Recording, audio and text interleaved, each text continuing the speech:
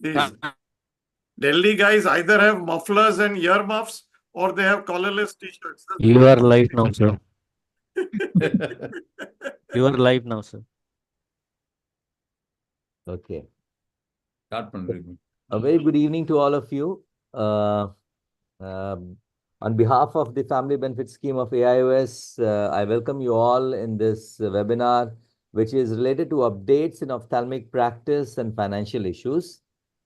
We have with us, sorry, it's not moving.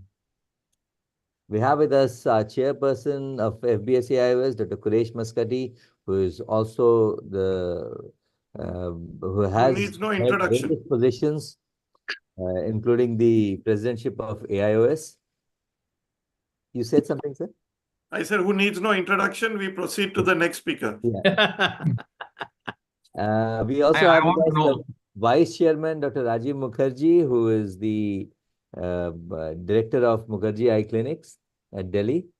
We will be shortly joined by Dr. Ranjit Maniar, who is again senior eye surgeon at Sushruta Hospital and has contributed a lot in FBS. Again, we also will be joining, Dr. Sutanshu Mathur will also be joining shortly, is the treasurer of FBS AIOS. Inder Mohan Rastogi, the joint secretary. And we have with us three speakers who are eminent speakers. Dr. Mohan Rajan, who is the chairman and medical director, Rajan Eye Care Hospital. He is visiting professor at various hospitals. He has also been the president of Tamil Nadu Ophthalmic Association and has done various multiple presentations, both national and international. We have with us Dr. Ravindranath, who has been trained at RP Center Ames, and he is the state representative of Karnataka Family Benefit Scheme. And he is the director of Drishti Specialty Eye Clinic, Davangere, Karnataka. We also have with us the secretary of FBS AIOS, Dr. Sharad Babu, who is the chief medical director of Maxi Vision Eye Hospital. He is also the past Rotary governor and past president Andhra Pradesh Ophthalmological Society and past ARC AIOS South Zone member.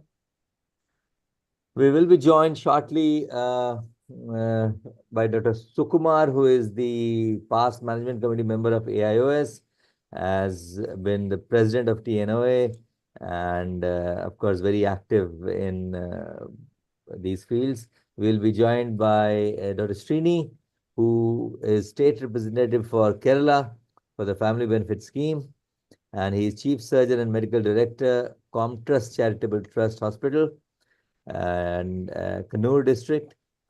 And we also will be joined by Dr. Thangavelu, who is the state representative of Tamil Nadu for FBS, and he is also a past president of TNOA and a very active member.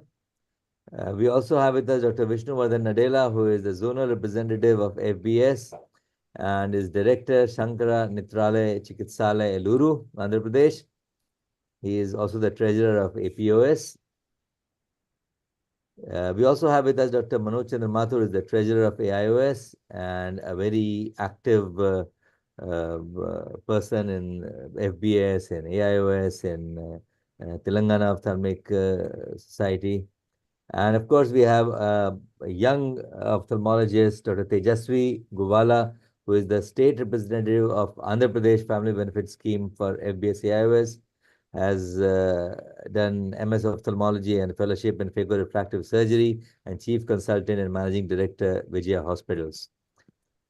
So, without much ado, we would like to start the webinar, and before we actually start the talks, I will request the chairperson, Dr. Quresh Maskati, to say a few words.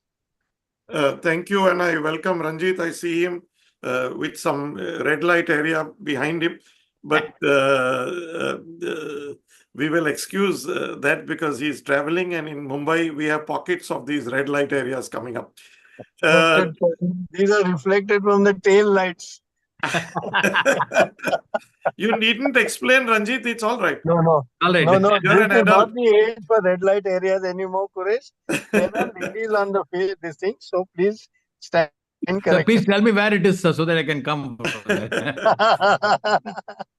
Okay, so Mohan, yesterday, Hello, sir. Good evening, sir. we have a packed agenda, so we will move ahead with the agenda that we have. We have tried to blend the things which are practical, useful for all attending the webinar, along with the pet theme, which is propagation of the FBS AIS scheme. We office bearers, former and current office bearers, firmly believe that it is just the lack of awareness of FBS AIS, which is preventing people from joining in larger numbers. And we want to dispel that ignorance, if I may call it so, or lack of awareness from the minds of people. So those attending this webinar, we expect them to be our brand ambassadors, so that armed with the knowledge that they will receive today, they can answer queries from doubters whom they meet. So if you meet someone in the corridor somewhere in a medical college and ask them, hey, why aren't you a member of FBS AIOS? And he asks 5 questions, you will have the answer to 4.5. So that is the idea of webinars such as these. And just so that we don't make it boring and didactic, we have Rajesh and the others have arranged a really beautiful program which will be of interest to all. I myself am very eager to hear what everyone else has to say. So we won't waste much time. Rajesh, over to you. Thank you, sir.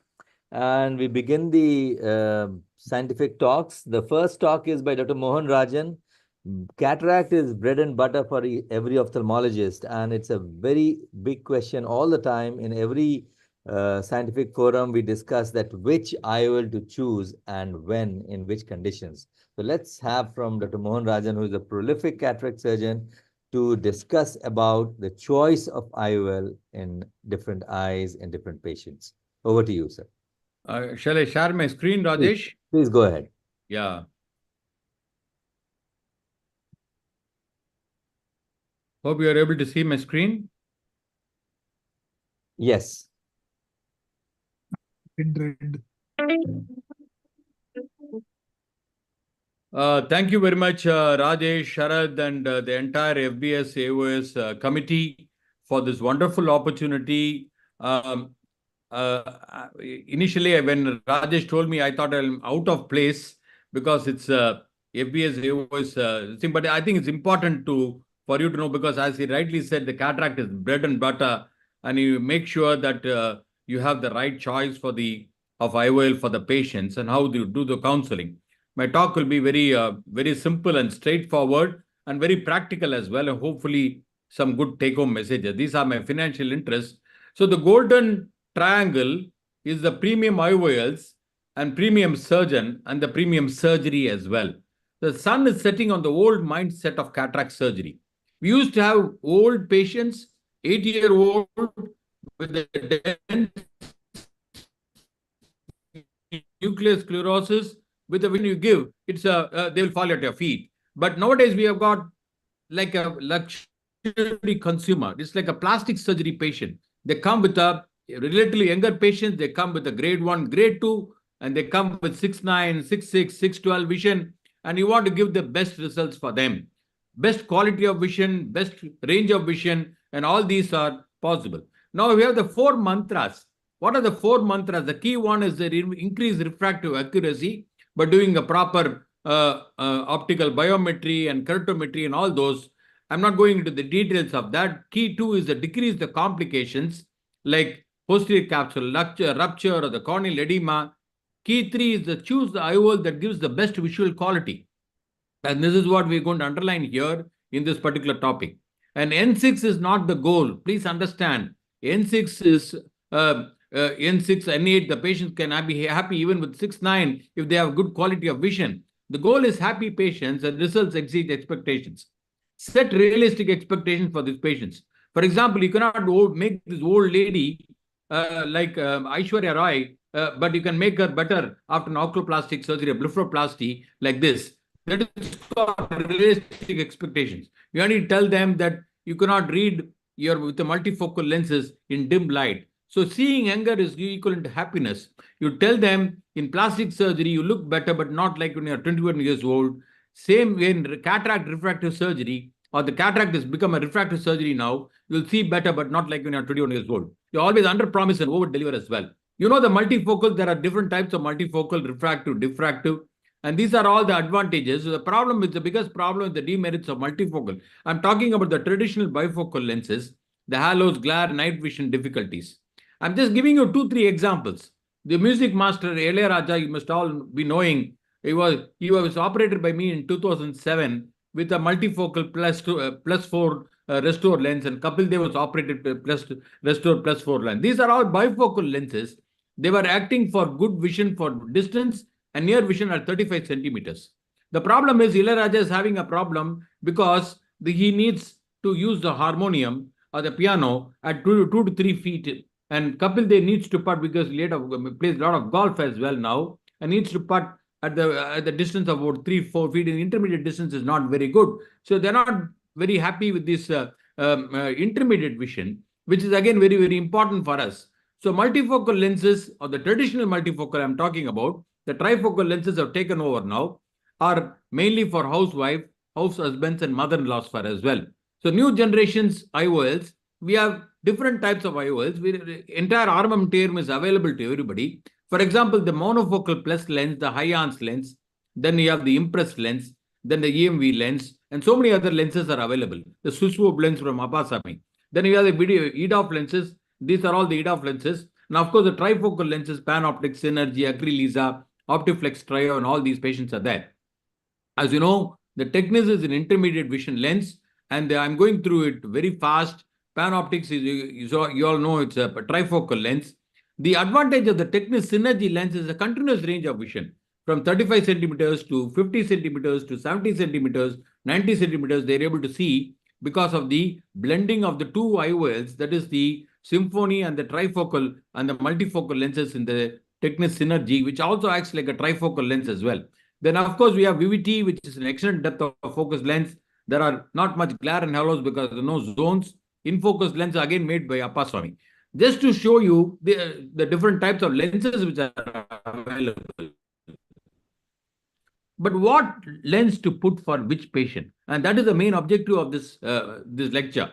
So you need to consistently, whether you put a monofocal lens or a monofocal toric lens or a trifocal lens or EDOF lens, you have to consistently hit the bullseye as far as the IOL power is concerned, which is possible because of the technology which is available, because of the formulas, new generation formulas which are available, which are like the Barrett's formula, the Hages formula, and so many other formulas, the artificial intelligence formula, the RBF, Hill formula, and so many other factors. Just to show you the femtocataract, VVT toric, I'm not going through this, how the axis is very important for all these patients. The central round axis, which you can consistently do with your manual as well as with your femto as well. So again, VVT lens, the new necessity is the good intermediate vision.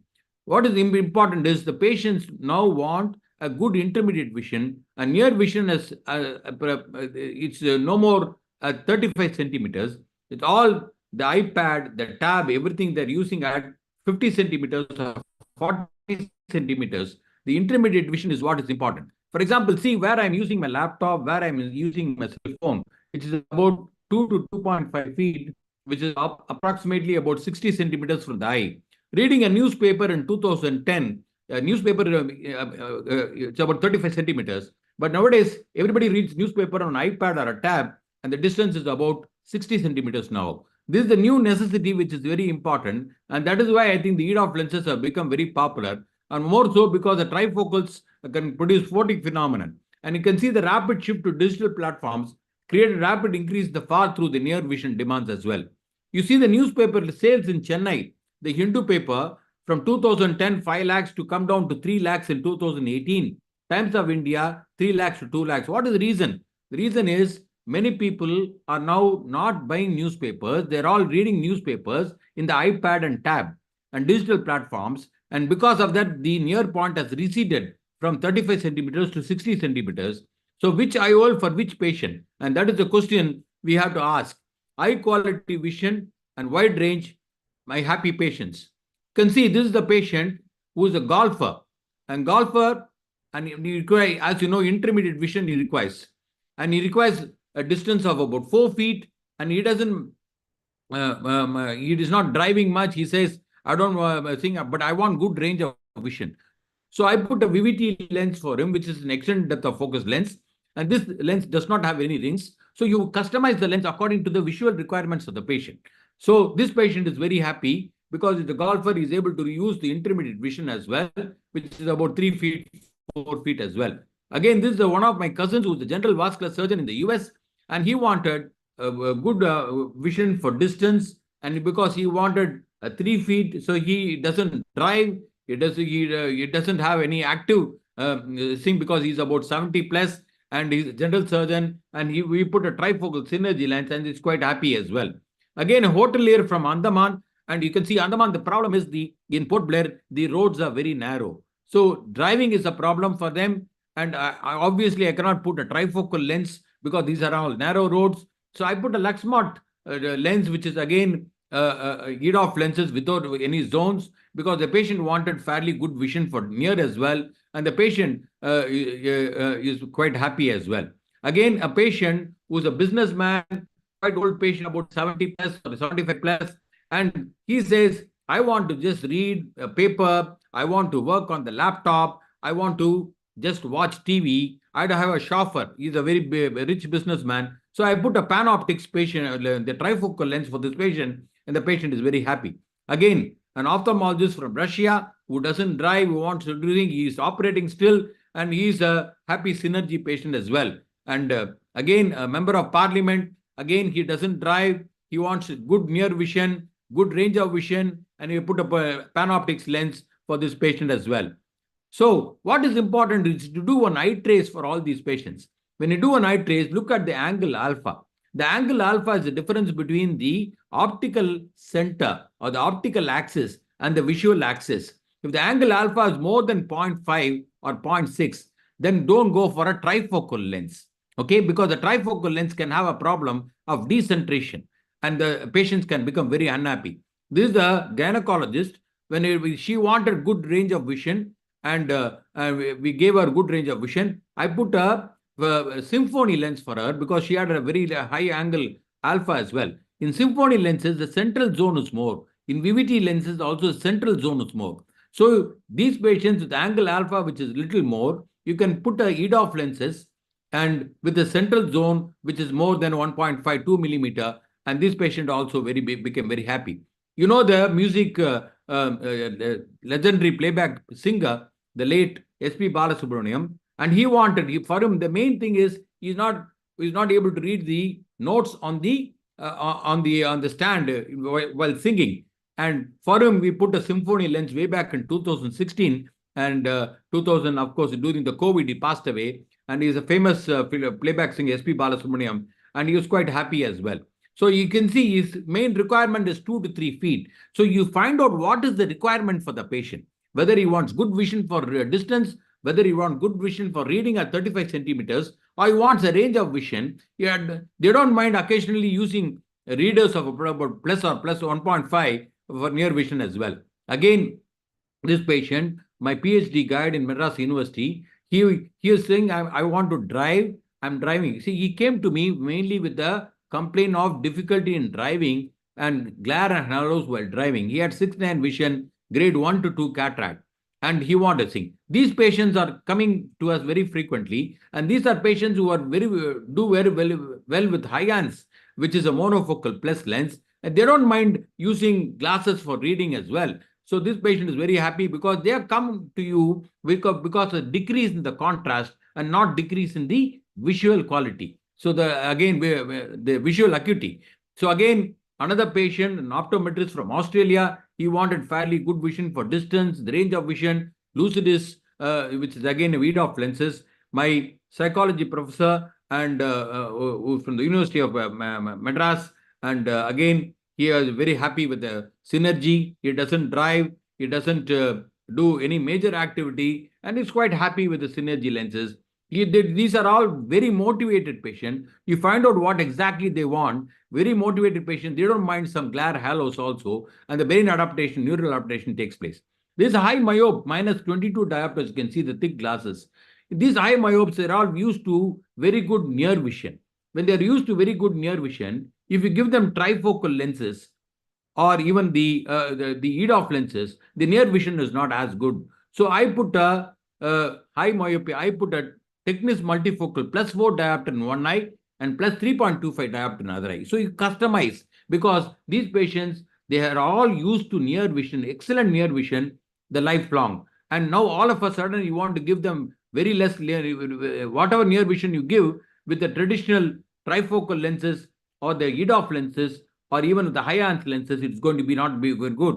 But the Technis multifocal, that is the +4 and +3.25 diopter, had very good near vision, almost N5 near vision, and the patient is very happy as well. Again, it's important to do a preoperative OCT, which I failed to do in this patient. Very dense cataract, posterior subcapsular, both eyes, synergy OU 66 and 6. The patient not very happy in the right eye. See the fundus preoperatively fairly normal. I forgot to do the OCT. You see the OCT. The OCT is showing a vitreomacular traction. So unfortunately, I missed it, and the patient put a synergy lens. The patient became very unhappy postoperatively. So again, a preoperative OCT, look at the macula. Sometimes the fundus examination, because a dense cataract, you may miss some ERM or a lamellar macular hole or even a VMT for that matter. So if the VMT is there, probably this is not an indication for a trifocal lens thing. Again, post-LASIK, we failed to do the topography preoperative. Post-LASIK, trifocal lens, look at the ablation, a decentered ablation. And this patient underwent a trifocal lens, this is done by one of my colleagues, and you can see here the amount of abrasions, higher order abrasions on the cornea, and you can see how the patient can be very unhappy as well. Again, look at the ocular surface. If the ocular surface is having severe blepharitis or MGD or severe dry eye, please don't advise multifocal lenses for these patients. These patients will become very unhappy. Otherwise, you treat them for at least 1 or 2 months, treat them vigorously with IPL or whatever, the LipiFlow, whatever it is, and then optimize the ocular surface. Unless you are convinced about the ocular surface and the lid margin disease, then you take care of go for a premium lens. Otherwise, you can go in for the traditional monofocal or the monofocal plus lens. Which IOL for the superstar, we do not know, because he's got an ERM in one eye. So I told him that we'll go for a high ans lens, and that is what is important, because if you have a macular pathology, make sure that you don't put a trifocal lens or you don't put a EDOF lenses for these patients, because the contrast already all for patients who have got glaucoma as well. Again, another patient is happy, symphony patient, social activities, she's driving, everything, and she's doing pretty well as well. So which IOL do you want? There are a lot of IOLs. So this is very important. Traditional IOL, aspheric IOL, blue blocking, accommodating, acrylic. You can do mini monovision, micro monovision, so many things, diffractive, refractive, multifocal, trifocal lens, lead-off lenses, so many things are there. So all these are there. I do not know what is best for my needs. The patient asks you, when you ask the patient how do they, patient says, you tell me what is necessary for me. And that is what I think I've come to you for that. So you do a math and do a specific recommendation. The chat time is very important preoperatively. You sit down and talk to the patient what exactly is their visual requirements. Look at the ocular surface, look at the lid margin, look at the cornea, look at the OCT of the macula. So do a math and make a specific recommendations depending on the visual, and customize the IOL, whether it's a monofocal plus lens or a toric lens, whatever it is, or a multifocal toric or a trifocal toric or EDOF toric, whatever it is. So this is, I think, very important for you to understand. And that is the reason why you can get happy patients consistently 100% of the time. Thank you very much for the wonderful opportunity and the patient attention as well. Thank you, sir, for a very nice, wonderful talk actually, and very nicely you, separated the requirements of patients, and depending upon that, which type of IO should be selected. There are a few questions for you, sir. Yeah. Before anyone in the panel asks any question, I'll just ask a few questions that has been directed to you. One Yes. is that comparison between Indian premium lenses and imported premium lenses. Yeah. So, what is your opinion about that? And does quality of vision really improves with imported lenses? This is No, I don't find nowadays the Indian premium lenses are as good as the imported ones. Okay. The only problem I find in some of the I don't want to mention the name, and some of the Indian premium lenses is that the consistency of the A constant. So that is a big thing. So you're not consistently. Sometimes there is a post-operative refractive surprise as well. Otherwise, the quality of vision is pretty good, and the compatibility, biocompatibility is also very good in these patients. In this Indian premium lenses, it's pretty good. So depending on the affordability of the patient, because these trifocals and where the patient is going to have a robotic the catalyst also, it's going to add down the cost depending on the affordability of the patient. And I decide whether the patient goes in for Indian premium or Indian premium IOL or a imported one. okay. So I think, in my opinion, more or less everything is the same. Okay. There's another question for you, and that's very interesting. And many times it is asked to many of the surgeons that if you have to undergo cataract surgery in your own eye, which IOL, in the current scenario, which amongst the one that are available, which IOL you will prefer? I will go for a high Hans with a monovision, because I am enjoying a monovision now. So I feel very comfortable. I'm minus 0.75 in one eye and minus 1.75 in the other eye, 1.5, 1.75 in the other eye. So I'm able to actually manage without glasses. So what I will do is I will go for plano in one eye, which I'm doing normally for all patients with high Hans. And the other eye, make it about 0.5, 0.75. So what happens is a monovision, and high Hans has got the capability, inherent capability, that you can have a range of vision and near vision of our N6 if we keep it around 40, 45 centimeters, which we normally do. Nobody reads papers at 35 centimeters anymore. As I told you, the new middle is something beyond that. So high Hans is the one for my choice. Yeah. So you mean to say that you would go for an enhanced monofocal lens? Yes, that is the enhanced monofocal. I'm sorry. I should have mentioned the enhanced monofocal, because there are so many companies. Yeah. Almost all the companies have come out with the enhanced monofocal. Yeah.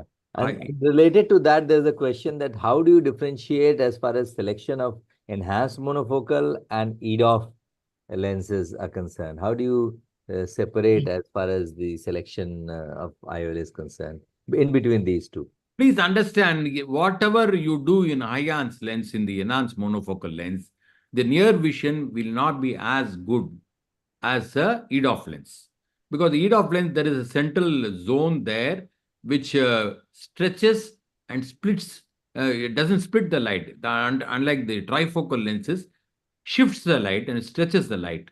So it elongates the light focus. So because of that, the patient is having a good range of vision and fairly good near vision also. In EDOF lenses also, I do what is called the mini monovision, like I make it about 0.5, like that.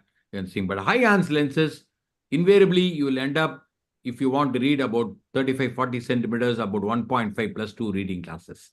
So many patients don't want that also. If they don't want, then I go for it. And of course, EDOF lenses are much more costlier than your high Hans or the monofocal plus lens. So again, the cost is an important factor which is coming in the way. We'll just take one more question amongst the others. There are a few repetitions. There's one question that what is your percentage of explantation of multifocal lenses, and has it reduced over time? No, my percentage is almost nil. A long time back, I expanded some multifocal lenses, that is the refractive multifocal lenses, that is the array and the rezoom, and some restore lenses also. But nowadays in trifocal lenses, I have not expanded even a single. The reason why I have not expanded is that my pre-operative chat time is very, very important. I counsel the patient, I tell the patient, I find out what is the personality of the patient, I'd find out what is the thing. My selection criteria is very, very strict, as I mentioned in my talk as well. So my patients are very happy, and my surgery is also very consistent. That is also very important, to be consistent in your surgery. Irrespective of the density of the cataract, you have to deliver consistently clear corneas as well. So I have not explanted any trifocal lenses till date. Any question from any of the panelists, or else we will move on to our next talk. And so moving from the choice of IOL to financial issues, and financial issues are really very important in terms of planning for your family as well as planning for your clinic. And we have Dr. Ravindranath, who will be talking about setting up a new solo ophthalmic practice and what are the financial issues related to it.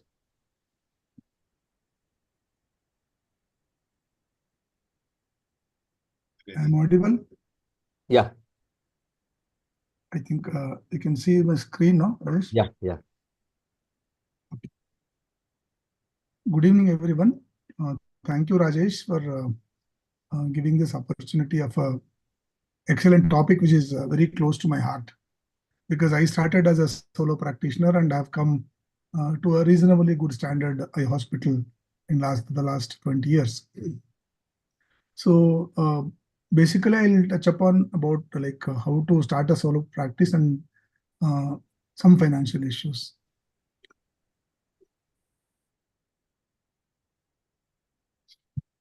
Wherever you go in some of the conferences now, most of the youngsters will be discussing whether solo practice is sustainable, whether it is relevant, or whether it is a viable option in the changing practice scenario.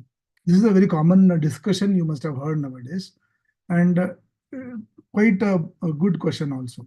But what we should think that solo practice is not a solo practice. I always tell this as it is a brand in the making, because there are so many brands we are witnessing today. They started as a solo practice.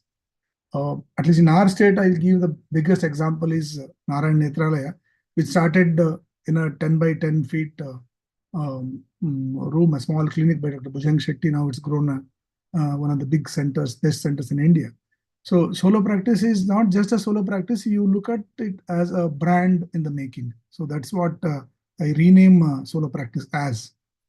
There are two options when we start solo practice. One is soon after post-graduation and fellowship, which is a little bold step compared to normally we start a solo practice. But some people start, but I consider it's a bold step nowadays.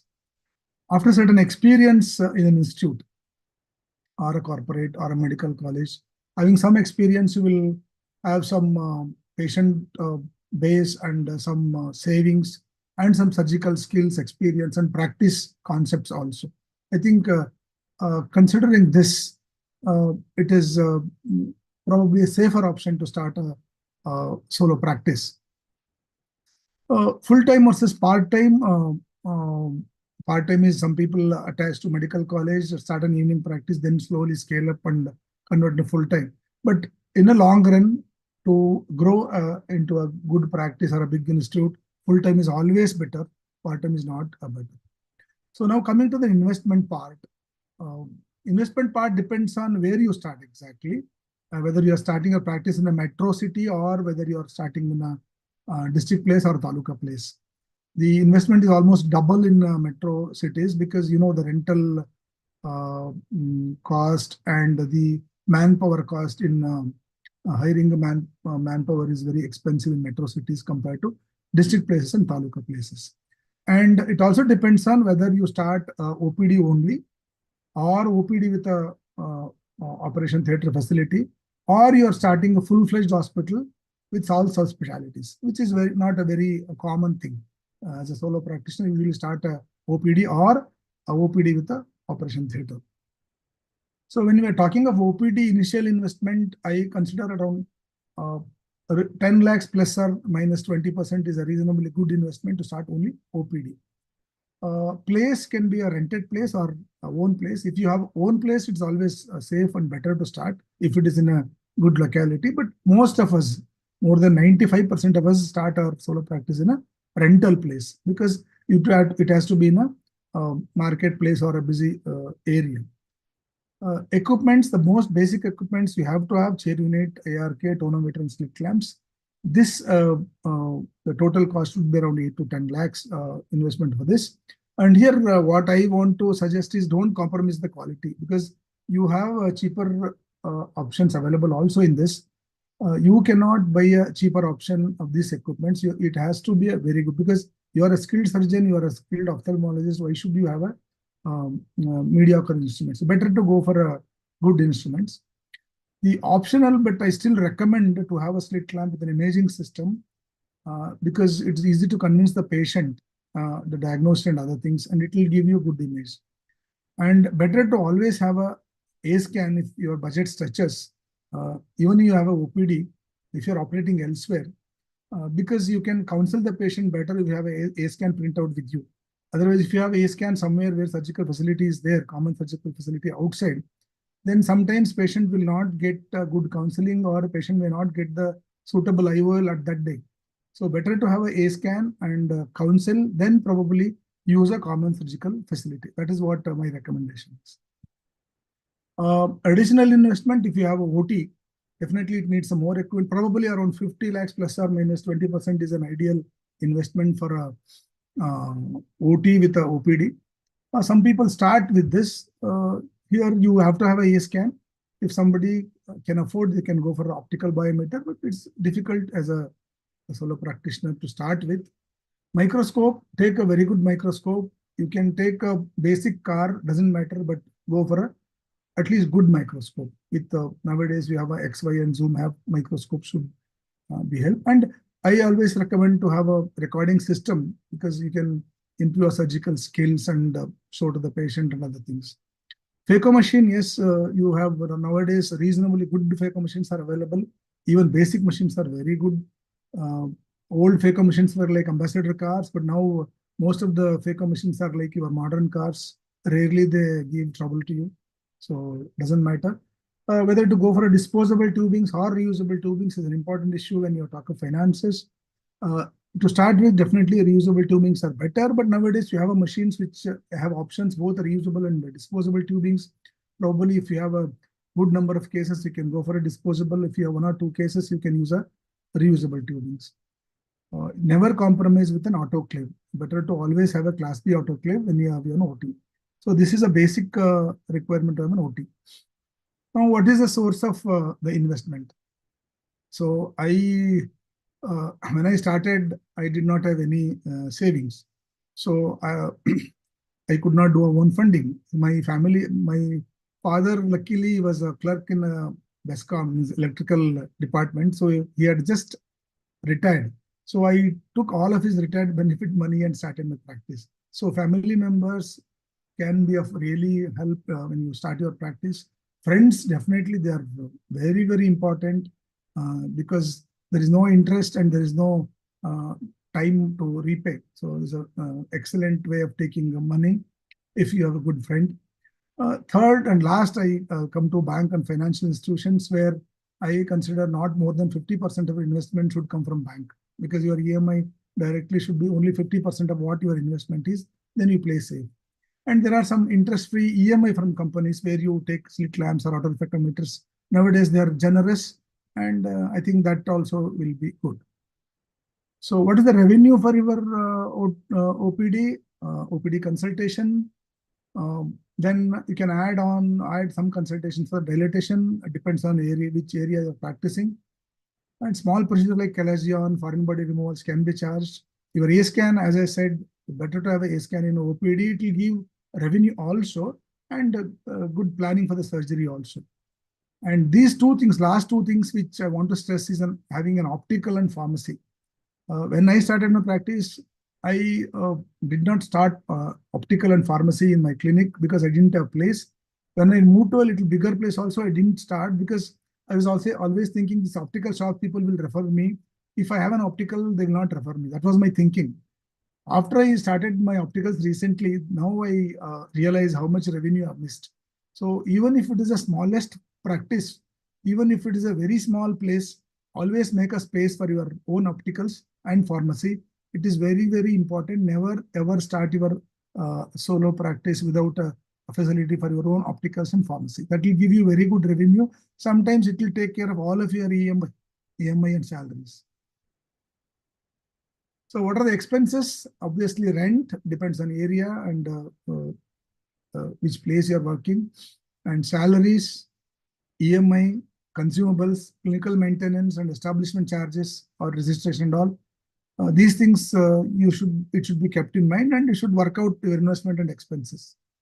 Very important is when you are upgrading or adding a new equipment. Once your practice is good, you are building up a practice, then you feel like adding a new equipment to your clinic. But this is a very tricky situation where some of us will be trapped in the buying equipments.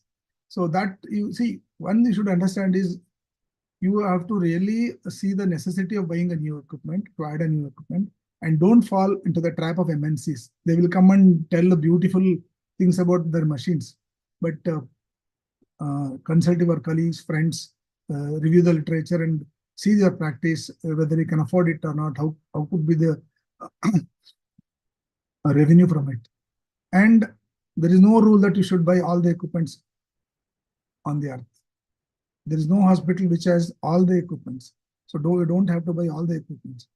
Buying an equipment should be a business decision, not an emotional decision. There is no place for sentiments. This guy has come for 4 times, 5 times. He'll feel bad if I don't buy this machine. Absolutely no sentiment when you are buying an equipment. And understand return on investment of these add-on equipments. See, you cannot calculate ROI for slit lamp, auto refractometer. No, it is must. There is no option. But these equipments, if you are buying a new one, then you think, well, what is the revenue you can generate from the equipment and whether you can repay EMI with that revenue. Some points to consider. There are some companies, as I said, they start give deferred payments. You can set your repayment from 1 year to 2 years without interest. That's a very good thing to do. And some interest-free EMI, as I said. Consider a group buying where you can lower the prices of equipments. Nowadays, many platforms are available where you make a group and buy echo machines, autoclaves, and auto refractometers, those kind of things, and working very well. IOL bundling options, it is only thing is if you have enough load, only that much of IOL bundling is good. Ideally, to start with, don't bundle with IOLs. Only in institutes where they can have more number of cases, they are good for them. And nowadays, Make in India products are very good. Made in India products. You can consider these to reduce the cost. Know your strength and weakness. Stretch your legs as long as you can. This is actually in Kannada, it says, Hasige iddastu kalu chachu. I don't know how to translate it in English. I directly translated it. It means that stretch your legs as long as bed is available, something like that. So don't overburden and don't compare with your colleague. Just because somebody has a optical biometer, you don't have to buy an optical biometer just because somebody has. So don't compare your investment in equipments with your colleague. Have a healthy competition. Try to learn what positive things others are doing. So that is very important. Like one of the conferences, somebody was asking, a hospital nearby, they are doing very good. Same skills, I'm not doing well. What is the reason? Then the senior person told, do something which he is doing. He is doing something which you are not doing. So do what you are not doing. No, you just learn from it. Something like that. Your healthy competition is you can learn from your senior colleagues what they are doing. Keep a blueprint of your future ready and revise it periodically, because you are not going to stop at the solo practice. You are going to grow. Growth is not an option. It is compulsory. You have to grow. And you should know what are the changing trends nowadays in practice. We were actually building our own hospital, buy a land, build a hospital, then practice in it. But things are changing now because a lot of commercial rental places are available in even metro cities, even district places. You know the reason that people have a lot of money nowadays, sometimes many unaccounted money. The only place where they invest in unaccounted money is real estate. So many business people, politicians, all higher government officials, they all built up very huge land and it's available for at affordable price. So why can't you consider commercial renter place when you are scaling up, especially when you are growing? And importance of brand building, because see, you can go from one place to another place. Why you don't want to move is people, you will lose patience. But if you build a big brand, that doesn't matter. So concentrate on brand building instead of place. And always consider the collaboration and partnership of non-ophthalmologists who have a lot of money. Every month, at least one businessman, a non-ophthalmologist come to me and ask for collaboration nowadays, trying to help financially. So it's a good development for us. We can just tie up with them with a good terms and conditions. Common surgical centers, laser centers, investigation centers are doing very well across the country. You can copy it. And there are so many merger and acquisitions happening. A good solo practitioner builds a hospital, go for a multi-chain eye hospitals, ultimately increases EBITDA and merge with a big corporate and get crores of money. That's excellent. It's not that you should not do it. Only thing is you have to grow from a solo practitioner to that level to have a good valuation. So keep all these things in your mind because these are the changing trends which were not discussed last 5 years ago. Now, last 5 years, we are seeing a lot of mergers and acquisitions. So financial planning for life, you should also consider spend less than what you earn and start SIP early. The mutual fund is the best thing to do for 95% of us because only 5% of genius people have time and talent to track the market, which we don't have. So try to go for a mutual fund and start SIP early, as early as possible. And at the same time, secure your family members and join FBS without forgetting. That's very important. And I want to conclude that solo practice is not a solo practice. It is just a brand in making. So you grow from a solo practice to an eye hospital. Then you go for a group of eye hospitals. You will make a lot of branches. Ultimately, you grow a big brand. Then you merge yourself with a smaller, or you go to a bigger person and have a lot of money and enjoy life. That's it.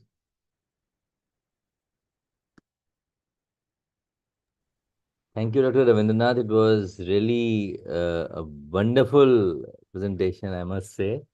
And I was just thinking as if I have to start a practice, what all things I have to think about. Some very important tips you gave that you should have, the opticals and pharmacy with you because that will support your practice in case if you have less, patient for surgery, then these things will help you. That was fantastic. There's a question from Dr. Mania. Sir is here only, but he has put it in chat box. And he says that in solo practice, would you advocate practice via a self-owned company or as an individual professional? Sir, would you like to ask yourself, sir? Yeah. I mean, yes, Rajesh, that's exactly what Okay. the question was. Yeah. Rajesh, can I add to that question? Yeah, please. Yeah. So the company should it be a proprietary practice or should it be a company, registered company, or should it be a LLP, limited liability partnership? If you are actually starting with the wife or a brother or whatever. Yeah. And see, what are the advantages? As you said, like when you sell it off to a corporate, which one would be better, or are there tax benefits for if you are? I know that for if it is a company, there are a lot of compliance issues, and if the compliances are not met, the penalties are higher. But the tax is in the 25% bracket for a company. So, what do you suggest as you start off as a company or as you grow bigger, like you start with this thing and all, then convert the company or just this? I mean, just adding to Sir's question.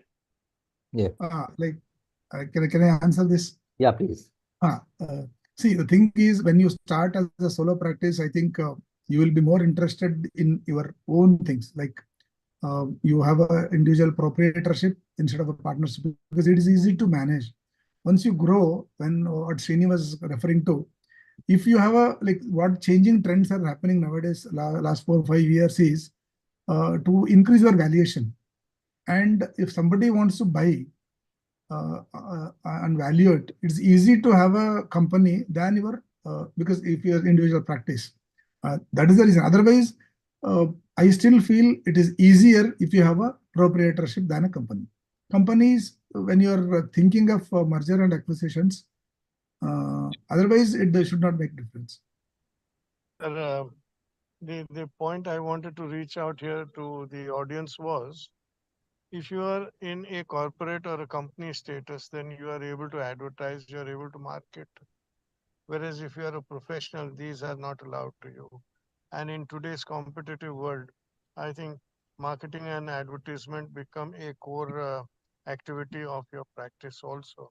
So Nice from that point, sir. point of view, you want Yes, to sir. consider Nice whether point, you sir. Nice take it point. as a corporate entity, whichever a corporate entity you take, it doesn't matter.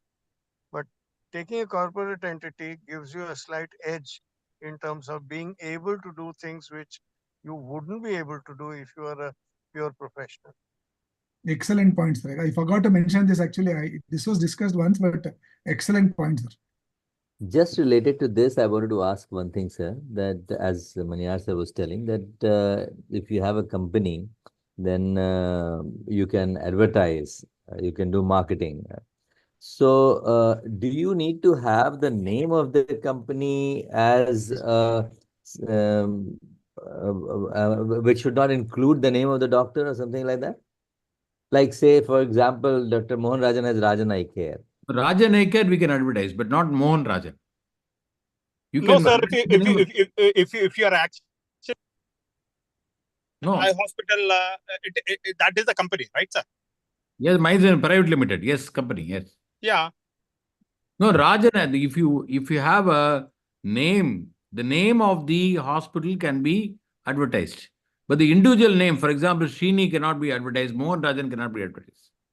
But the name of the hospital, Rajan Eye Care can be advertised, but without Mohan Rajan's photograph yes, there. photo, my photo, some other photo will be there. Yeah. Yes, model Not- photo will be there. Not only that, but when you are having your peripherals like your optical shop and your pharmacy, they could be separate corporate entities from the tax pooling point of view. So that means Rajan Opticals would be different, Rajan Eye Care would be different, and Rajan Pharmacy would be different. Of Yes, sir. course, it is Rajan who's laughing all the way to the bank, but the entities would be different. Rajan, Yes, am I right, Mohan? absolutely, sir. You are right, sir. We have got a separate optical thing. Yeah, everything is different, but everything comes under the same this thing. Can I add some points, Rajesh, if you have time? Please. Ravindranath, fantastic presentation. I think it's an eye opener for all of us. But what is important is when you are in solo practice, we all started in solo and then went up to this level, similar to what you have done. But the solo practice, important is for a person who's starting, is important to concentrate on the core competent areas. For example, if he is a cataract surgeon, he should buy whatever equipment which is necessary. And what is for example, OCT or an optical bio. Yeah. You're able to hear me? Yeah. Yeah. So what is necessary for him? There's no point in, if suppose you are doing only anti-second, there's no point in getting a yellow laser or green laser or fundus camera. It doesn't matter at all. I don't think it's necessary. So the core It's just, you know, computer sentimental. huh? Yes, Correct, sir. That's it. I think you mentioned that beautifully. Don't go by the peer pressure just because somebody in your neighbor has all the equipment. It doesn't matter. And also the companies will come and give the market pressure.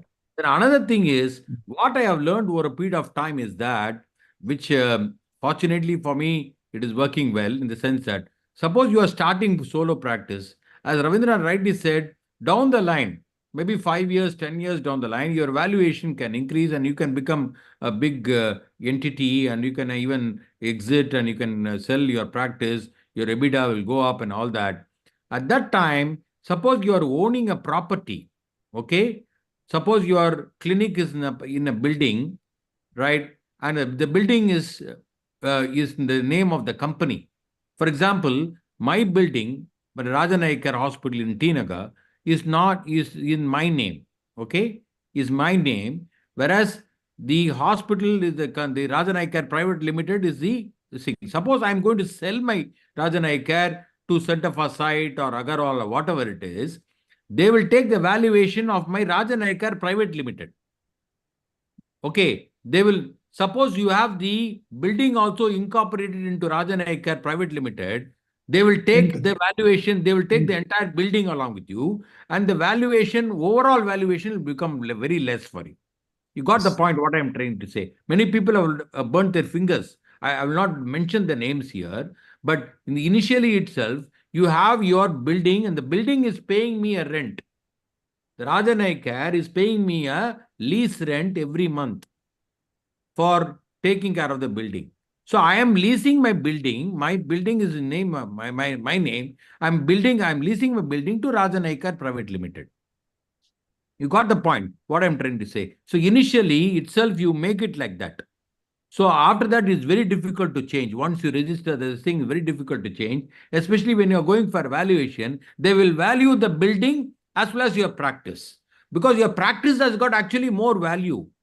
And then the building. The building also will have, suppose in the center of my building here, the center of in Chennai, is worth about 25 crores. So what will happen is they will incorporate this and take the building also along with that, and they will give you overall valuation will be very less. The building is like a hardware and practice is like a software. Yes, sir. So the software, that is what you have to sell. If you want to make money, you have to value, because that is depending on your skill and your hard work. Everything is you have created the database for the patients, and that is what you have to sell. Actually, that's what I was actually referring, that nowadays you have a very good rental place available. I recently calculated the construction cost and land of a building, and the rent equivalent in my city. I can give rent for 100 years for the cost of the land and building. Yes. This is absolutely. Yes, sir. Okay, there are a few questions for you, Dr. Ravindranath. There's one question again from Dr. Tejas, only for you as well, and that is, being a first generation ophthalmologist, how much should be my total equipment cost, considering OPD and OT equipment at a taluka place in Maharashtra, taking into account all the risk and reward? Okay, as I mentioned, for a clinic, at least you should have a 10 lakhs, because autorefractometer and other slit lamp and these things will come out around 10 lakhs, plus or minus 10-20%. For OT, I think it should run up to around 50 lakhs, because you have to have a phaco machine and good microscope nowadays, and a good autoclave. And a little bigger place, initial investment, interiors and other things should be around 50 lakhs. This is my calculation. But actually, it's like when we started around 20 years back, I think 25 years back when I started, my initial investment was 1 lakh, 1,02,000. 76% loan and 76,000 loan and 26,000 from my wife's stipend. Then another question. Rajesh, can I answer the question? Yeah. I think to answer the question, of course, Ravindranath, when he started, it was 1 lakh. We also started with a very less amount. But if you want to establish a fairly good outpatient clinic, I'm talking about a fairly decent. Nowadays, it's not low end. It's all the basic equipment has to be there, and a fairly good operation theater with a good microscope. This thing will be estimated will be anywhere between 1 to 1.5 crores. Yes, because you will need is very difficult to. I know, sir. Minimum 1 crore, sir. Because ideally, yes, sir. Ideally speaking, it's like practically difficult. So this estimate actually can be variable with different individuals. Yes, different place. Yeah. There's one question for you. What are the pros and cons of tying up with DBCS? No, I actually I had tied up DBCS for some time. Initially, the only good thing of DBCS is it will give patients for upgrading your skills. That is the one thing. You can try and learn new things. A revenue part definitely doesn't work out. It's not a good thing to do. And second biggest problem of DBCS is, if you have if you treat a free patient, he'll bring one more free patient. If you treat a eye-hands patient, he'll bring one more eye-hands. So having the concentration, if you concentrate more on the scam type of patients, you will never build up your practice high, and revenue will be little difficult. And I have experienced it and stopped DBCS, and I felt my practice was better. But initially, to penetrate your name and brand, probably it may help. But revenue part, it's definitely headache nowadays doing a DBCS thing. Okay. So there's one question from Dr. Ashwini from Mumbai, and the question is that what's the importance or necessity of another specialty fellowship after completing a long-term FACO fellowship in a metro city? Can I answer that? Yeah, please. I think it's important to have two specialities with you. The one is always a cataract you will have. Then you should have one more specialty with you. For example, a VR or a glaucoma or octoplasty that increases your what do you call their armamentarium, in my opinion. So that makes you more comfortable in your private practice, especially in your solo practice. You're able to manage. Since I was trained in both VR and cataract, so I'm able to do both retina and cataract like that. We have it's important that you have one more specialty apart from your cataract. So it can be anything, but I think it's very, very useful. It's going to be. Okay, there's one question for you, sir, to Mohan Rajan, which was asked by Usha ma'am actually, which we missed earlier. Ma'am is here. You can ask that question, ma'am. Which lens would you recommend for pilots? The pilots, some of the pilots have already operated. A few pilots. I put EDOF lenses for them, and one of the patients, one of them, a couple of them, I put the monofocal plus lens, the high ans lenses, and because for them the intermediate vision is also very important, and wherein they have to see the what do you call the panel, and so the EDOF lenses, they're very happy with the EDOF lenses, the pilots. And the contrast vision, everything is very good for them. But no trifocals for them. Rajesh, Yes, sir. can I make one point here, Rajesh? Yes, sir. Please. This was regarding the question on the investment. Yeah. And Mohan mentioned about 1.5 to 2 crores or so. 1 to 1.5, sir. Yes. Okay, 1 to 1.5. The moot point is not how much you're going to spend. The moot point is how much you are going to price your product at. And that costing is something that every doctor has to learn to price his service, his product according to what his skill level is, according to his seniority, according to where he is practicing, and according to what is the patient's affordability also.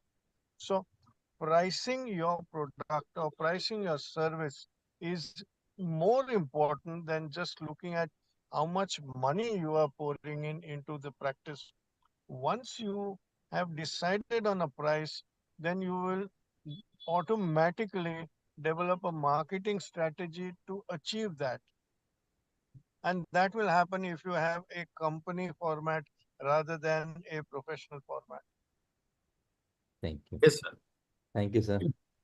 So we can discuss further later, and we move on to our next topic that will be presented by Dr. Sharad Babu, who is the Secretary of FBS AIOS, and he'll be talking about securing the future of family members by FBS AIOS.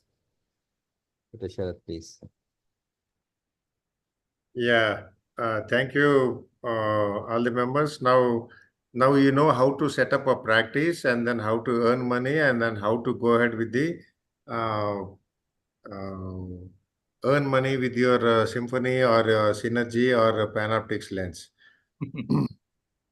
Now, what about the spirituality? What is spirituality? What they say is, first you have to take care of yourself. You have to start loving yourself.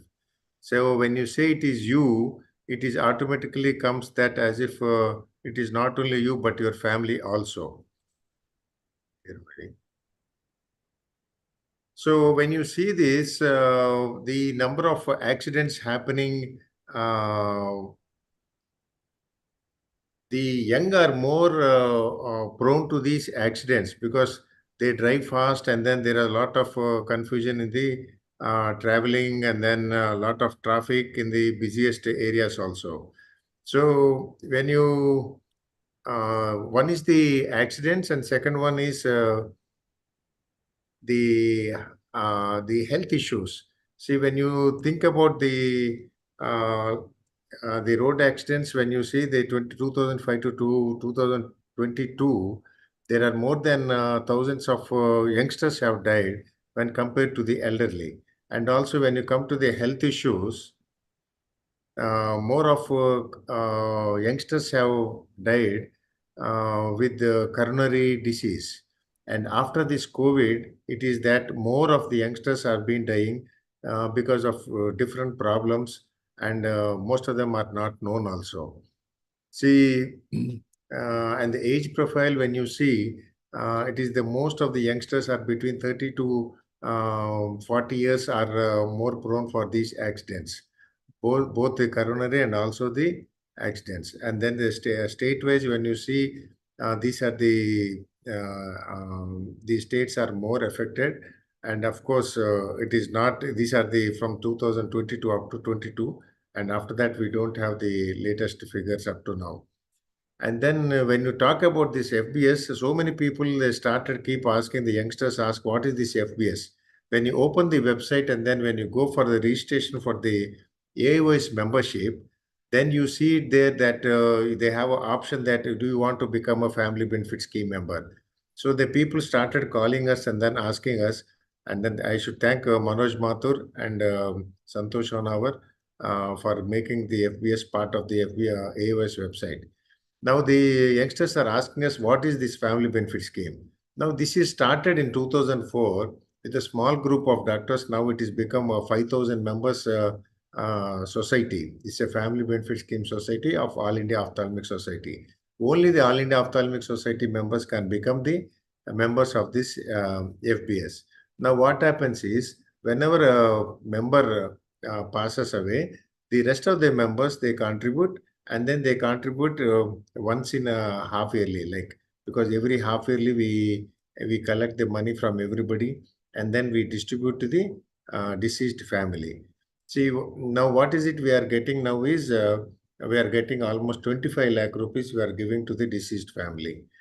Now, up to now, from 2004 onwards, we have collected only 1,32,750 rupees. But the benefit what we are giving is 25 lakh rupees. But what is the beauty of this family benefit scheme is, as the number increases in this family benefit scheme, the benefit also keeps increasing to the families. And the most important thing is, this is managed by a group of people who are being elected, who are the members of the family benefit scheme, and nobody is paid for their services. No service charges, no hidden charges, and whatever the money is being collected, it is being distributed to all the deceased families. And this is works on the concept of the mutuality concept. This is nothing but simply that we collect money and then we give it to the family, so there is no income tax comes on this, and then we can put it as an expense into your accounts also. Now the question is, what is the difference between this family benefit scheme AOS and the other insurance companies? Now the admission process is very easy, and there are no questions asked in this FBS. You know how it works out is, a young member below 40 years, when he goes and applies for this membership, and there is no questions asked, means they ask you that do you have any problems, any health issues and all, and they have to give a written signature on a 10 paper bond, 10 rupees bond, telling that they don't have any problem, if they really don't have any problem. But if they are more than 40, then we ask for a medical certificate examined by a general physician. And anybody can join as early as 25 years age, and then the age increases. Now the upper age limit is up to 49 years, and the more of youngsters are joining now the FBS, and they're more prone to, but because of this lot of questions in their mind, we want to clear this in this webinar. And similarly, we want to do this at a state level also. And and they contribute in small amounts. And the youngsters, we have a separate scheme that they contribute only half of what the older people pay. After 35 years, they pay 600 rupees, but below that, they pay only 300 rupees for each death. Say on the average, if there are 10 to 20 deaths, they pay around 6,000 rupees in a year. But then it is like they are covered for their life, but they have to pay to their until their death. because this is a scheme which we started with that. Probably with more members, once they become 8 to 10,000 members, we can think about different schemes which can be planned very nicely, meticulously, with the help of an actuary and then the advice of the actuary, and then with the help of a very strong managing committee. And the best part here is we have this exit scheme also. Once a member, after 12 years, they can have an exit, and also after 20 years, they can also have an exit.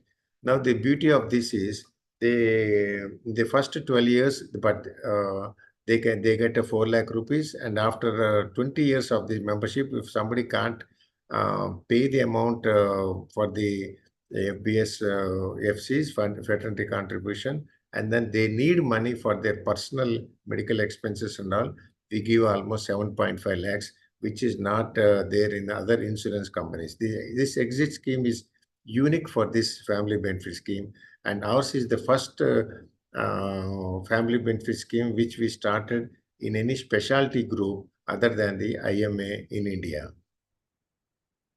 And the other insurance companies, what they do is they start with the some basic amount, and whenever the age increases, the amount also keeps increasing. Whereas here with us, it is almost the same until their death. And handling by the this amount, whatever you are giving, it is being reflected into the website, and it is being shown into your personal account in the website. You are given a password, you can open it up and then see whenever you are paid, everything reflects into the website. And then the day of your payment, everything is being reflected. So your money is very secure. The fixed deposits, what we have in family benefit scheme, they are also reflect in the website. And the new schemes also, there is a chance, like every time the managing committee, they meet and then they discuss about the new schemes for the members also. And you see the other insurance companies after COVID, they have increased their insurance amount almost 3 to 4 folds, whereas the family benefit scheme of AOS, it is almost the same. And this is what we have this amount, the admission fee has been slashed down. Say for less than 30, it is from 2,500 to 4,499 rupees only. And the upper limit of admission is 49. And the amount what they are getting, the youngsters, is 20 lakhs up to 40 years. And after that, it is 25 lakhs. And this 25 lakhs keeps on increasing as the number of members also increase.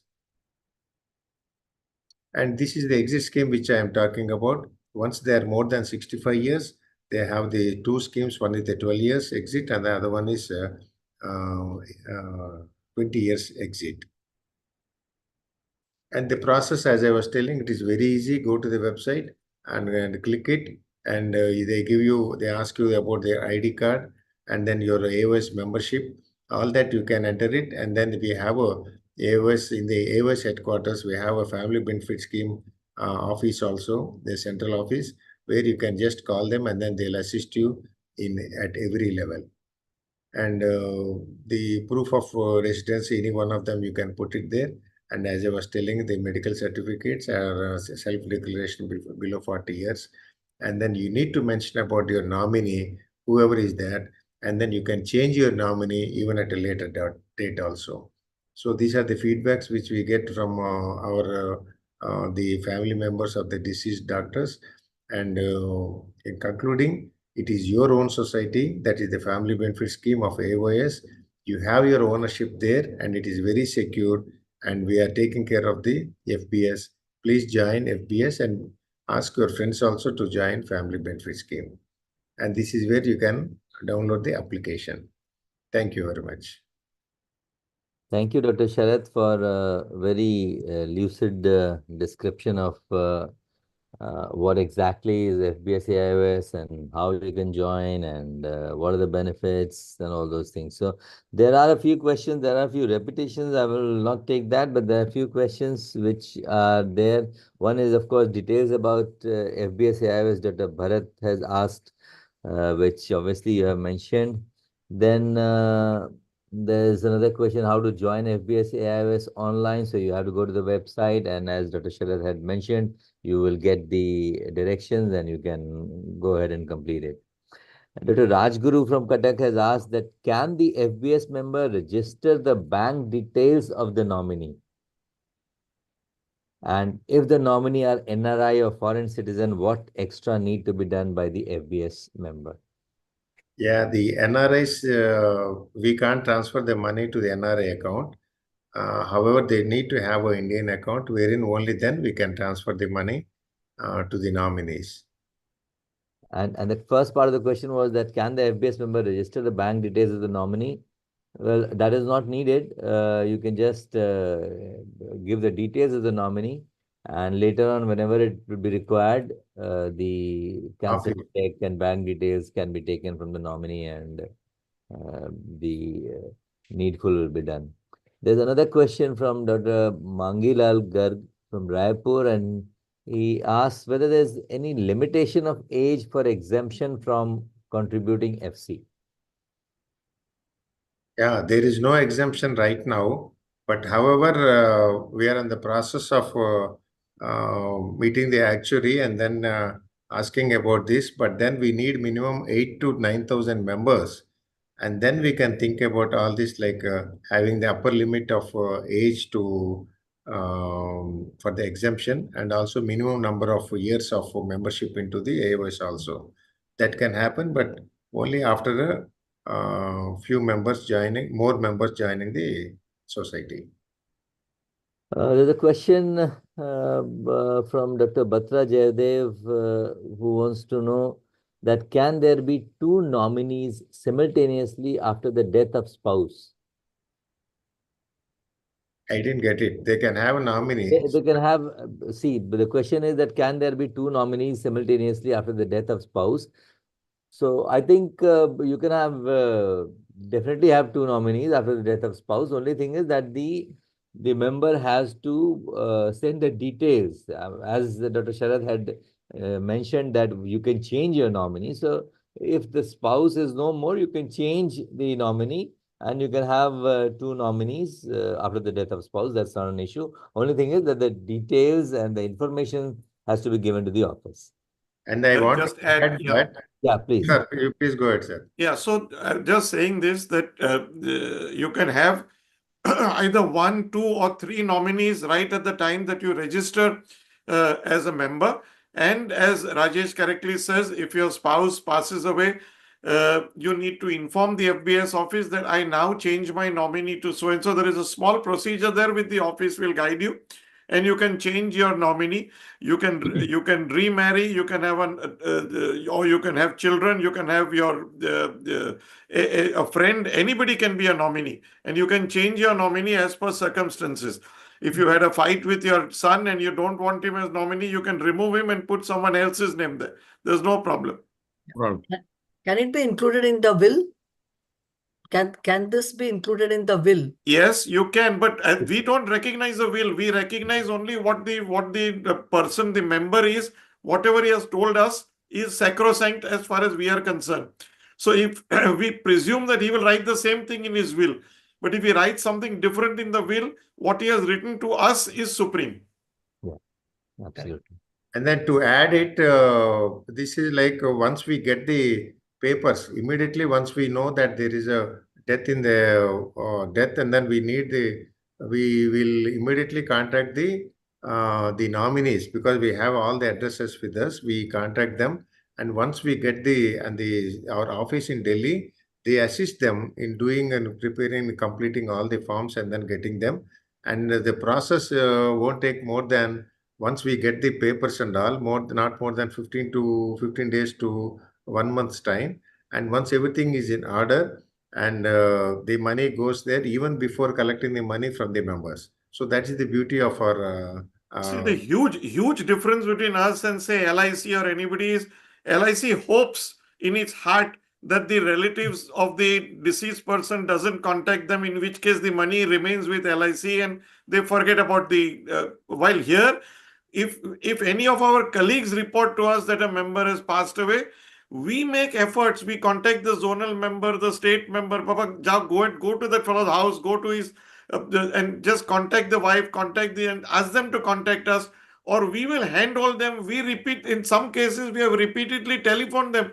कि भैया ये आपका पैसा है, please come and collect. Please send us these documents. So that is unique to FBS. Yes, Mohan. Now, I want to make a comment since Quresh, you have raised this point. First of all, Sharad, wonderful talk. And uh, personally, I've experienced, I know Rajesh Sinha knows about it. And there are at least 3 members in the recent past, Babu Rajendran, Velaidam, and Sridhar Rao, who died in Tamil Nadu Ophthalmic Association. And personally, I was there and I was coordinating with Rajesh Sinha's office, Anuj, and everybody. They are a well-oiled machine. Sharad and Rajesh, fantastic work they are doing. And they work with the Indian cricket team, is really fantastic. The response time is very, very good. Within 2-3 days, I got the entire thing because once you put the documents there, everything, the Aadhaar card, everything is there. Within 2-3 days, I was able to give the checks to all the people without any problem at all.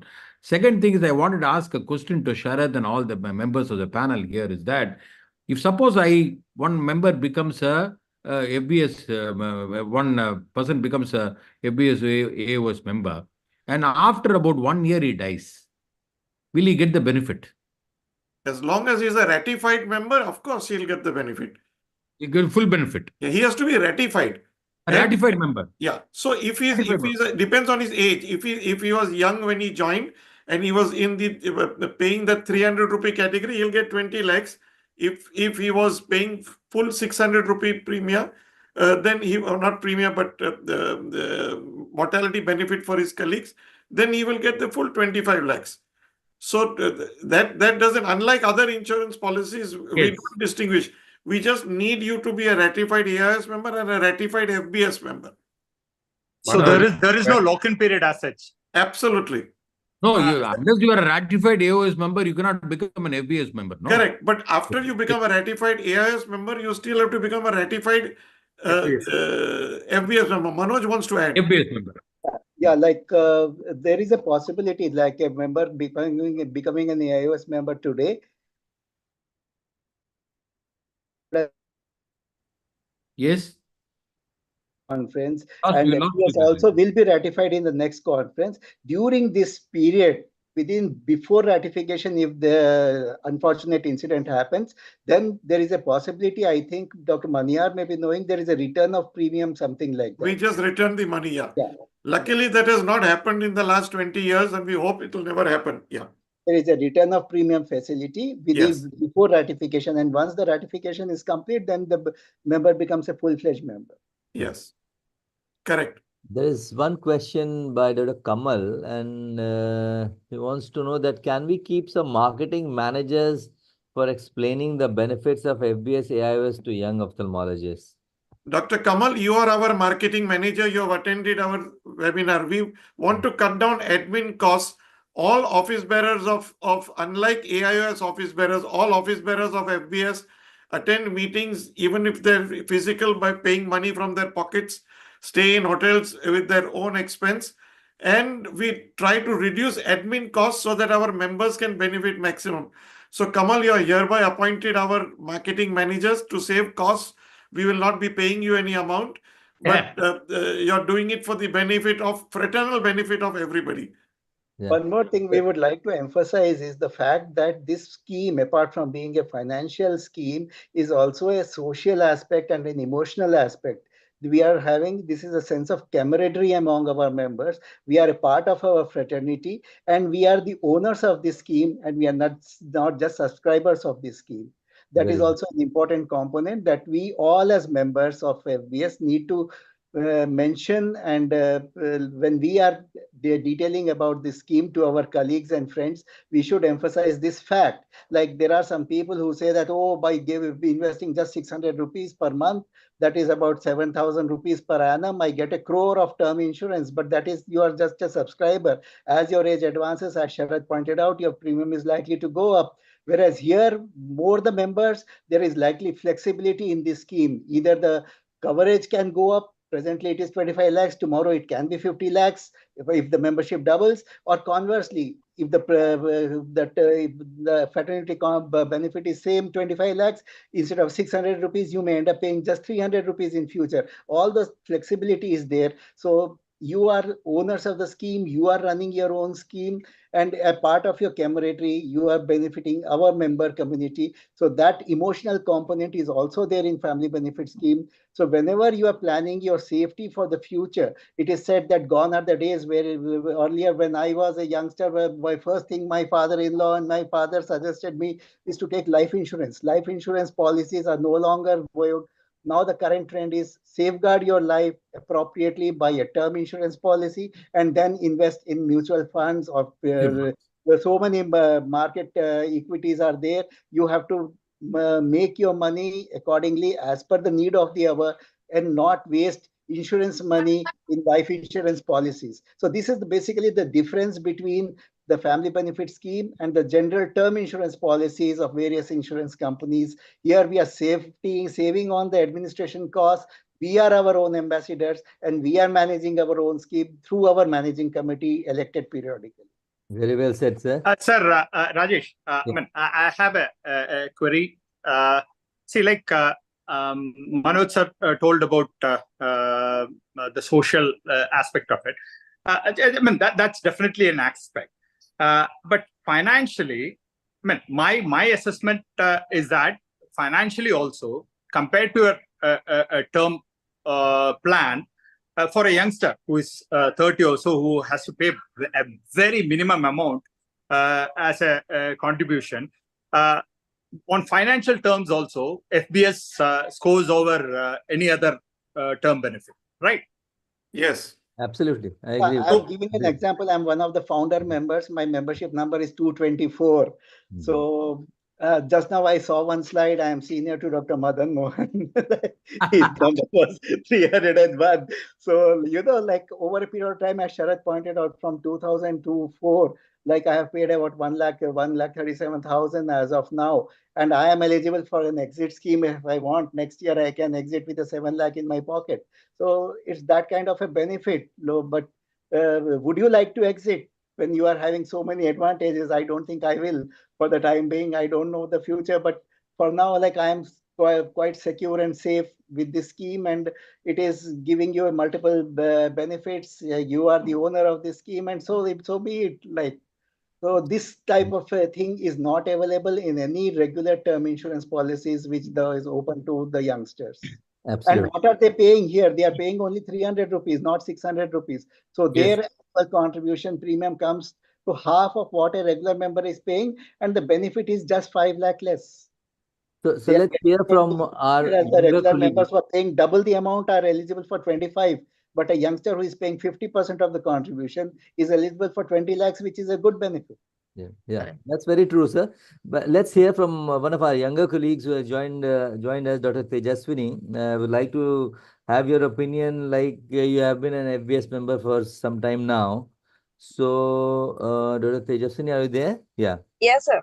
So, what's your experience so far, and why do you think that there's a little bit of reluctance amongst the young ophthalmologists in joining FBS or taking any term insurance? Sir, what I feel is, sir, I think there is a need for more awareness that like youngsters like me should know the benefits and what we are getting ourselves into. Because to be honest, I have never heard of FBS AOS until I actually did my mentorship under Dr. Sharath Babu, sir. So he was the only person who actually explained me what was happening, what are the benefits that a ophthalmologist could get from joining into this. So what I feel is all postgraduates or any new ophthalmologists who are running a practice should be guided what are the benefits and what we are getting ourselves into when we are actually enrolling ourselves. And this should start at a very elementary level, sir. All the professors or any faculty should actually give awareness to the students about what is this and what are the fruits that we could reap from this. That is my point. If all postgraduates or fellowship students or whoever, they know what they are getting themselves into, then the members actually will definitely rise. Okay, so that is definitely one thing. Apart from that, I would request our younger colleagues also, because it's the peers who influence their, the colleagues influence each other more than anyone else. So I'll request our younger colleagues who have already joined to convince others that, I mean, if you are convinced that this is a good scheme, then they can convince their own colleagues to go for it. And Rajesh, actually, the younger generation needs convincing, because at an age of 28, 30 and all, you never believe that you're going to die. Okay, but probably it is that age, as a young family, you have a wife and a small kid. See, that is the most dangerous age for your family.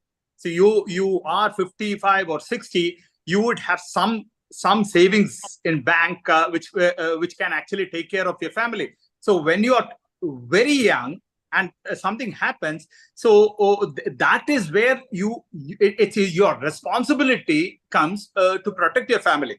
So probably, like, it is not getting driven into the minds of the youngsters that, see, it's not just disease that kills. Accidents can happen. Lot of things can happen. So this is something that has to be driven into the kids. You can't actually tell them, okay, you can't die, but see, that thing, if it is there, and as Manoj Bandhu said, like, once that is secure, then you can go for your investments, mutual funds, shares, or whatever. So a term insurance is a must. And see, FBS is much better than in any other term insurance in the market. well said, Srini. Rajesh, can I Along make a with- comment? Just 1 minute, sir. Along Yeah, with no that, problem. the younger ophthalmologists, we also feel that the women ophthalmologists need some encouragement. And Usha ma'am, you are our brand ambassador. Can Yeah. you Yeah. throw some light on that? As Dr. Shrini mentioned, that young people, don't think that they're going to die. But Shrini, I think, in my opinion, the younger generations have different priorities in life. For example, practice and things like that.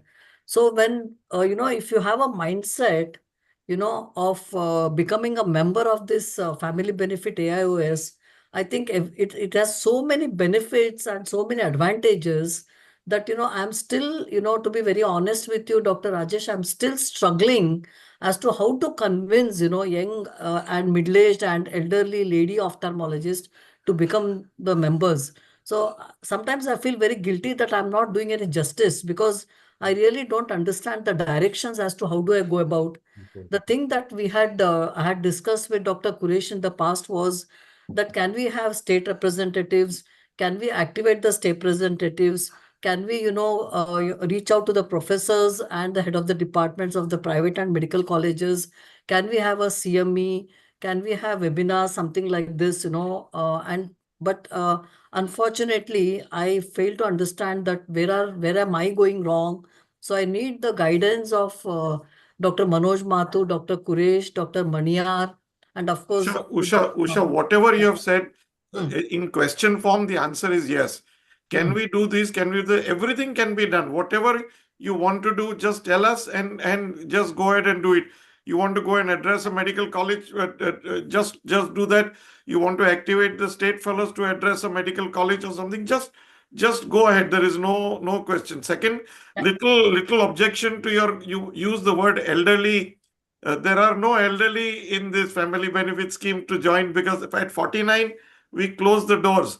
So up to there we consider everybody young.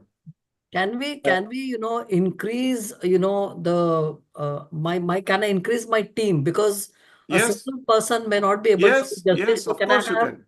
a few more, young dynamic lady ophthalmologists, who Wonderful. can. Please increase your team strength as you like. Yeah. Okay, thank you. Thank you. Basically, my Actually, assessment about I would women like to is say like that probably we are having about 50% women, if not for at least 40% women Yeah. AIOS members as of now.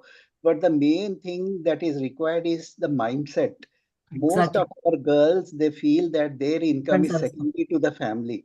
And when they perceive that their income is secondary to the family income, the incentive for this kind of a scheme is very low on their mind. So how to change that mindset is the thing that we need to deliberate on. Like every they think that they are secure, their in-laws assets, their husband's income is primary, and they are only contributing as a secondary income. So that acts as a great disincentive for our girls. So that needs to be addressed at the micro level. Yeah, I think Dr. Mathur, the scenario is changing now. Good. The ladies are going ahead of men. Yeah, Dr. Yes. Mohan, you say No that. doubt. Yeah. Yes, Rajesh, go ahead. Yeah. Rajesh, I have a comment to make, and also first of all, congratulations to everybody. But why don't we use the OC platform, the Young Ophthalmologists We are using. We are using it, Mohan. Karan Bhatia is the OC representative to FBS. Yes. Actually, just want to highlight here, just want to tell everyone that, see, the numbers are increasing. It's not that it's not. And over the last 3-4 years, we have increased to, from, 3,500 to more than 5,100, 5,200. So the number is not, I mean, it's increasing. It's not that it's not increasing, but I guess we have to increase with slightly greater pace, so that we can provide, as Dr. Sharath was mentioning earlier, that we can have a situation wherein after a certain age we can be in a position to say that, okay, you can be exempted from paying the FC. So it's not that the number is not increasing, or it's it's not a bad situation. It's not a bad situation. It is good, but we need to grow more and we need to be even better. Rajesh, we need to wrap up this webinar. So if there are any other questions, Quresh, I have a question, final question. Yes. If you give time. How different is this from the IMA insurance? I think Srini can answer this. Sir, Rajesh? I can answer that. Sukumar is there. Sukumar will be very good. The IMA scheme does not give you a lump sum of 25 lakhs. It gives you much lesser than that. That is one. Apart from that, it is dependent on the number of active people who are contributing. So that is why the amount that they provide is much lesser. It is sometimes it can be 14 lakhs, sometimes it can be 13 lakhs, sometimes it can be 18 lakhs, sometimes it can be 12, 15, 14. It's like that. It's variable. So that is not the case. Rajesh, I would like to correct you there. It's not like that. Like in Kerala, we have SS1, SS2, SS3. That is Social Security 1, Social Security 2, Social Security 3. Social Security 3 is, there are a lot of senior members there. The issue here is, we might get 30 lakhs for each, but the contribution wise, it is much higher contribution required in IMA scheme when compared to what we have in FBS. The benefit, the amount that you get is somewhat the same, or in SS1 it is actually better, but the contribution, it's a huge amount that I have to pay. But as Manoj sir said, it's a social cause also, and long term, it's almost like any term insurance. But anytime I would take FBS over, if I have given a choice between SS3 and FBS, definitely FBS anytime. FBS is better. Srini, that's what I wanted to know. Yes. I would just like to do a little bit of modification on what you said. I think Rajiv did a lot of research in that IMA scheme. Rajiv, would you like to say that? Rajiv is there? Yes. The amount that we get is lesser than the amount that we get in FBS.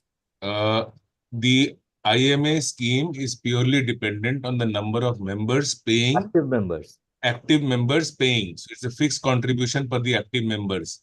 The amount that you get is not even not even half of what FBS gives you. And Are you talking about the national? National So scheme, I'm Srini, not talking about yours. the Kerala. No, national, IMA. the national scheme. Yeah, I'm talking about the Kerala IMA scheme, which is a very vibrant. Yeah, but the scheme. national We have scheme has 3 many schemes. more members than FBS, but still they give less amount. Okay. So The I stand corrected. contribution I is was just almost, I think, 50 I'm just rupees talking or about the 100 Kerala scheme. rupees. Yeah, 50 or 100 rupees per fraternity contribution, I think. Yeah. It's So, much less. Rajesh, we need to move on. So the final word from you, sir.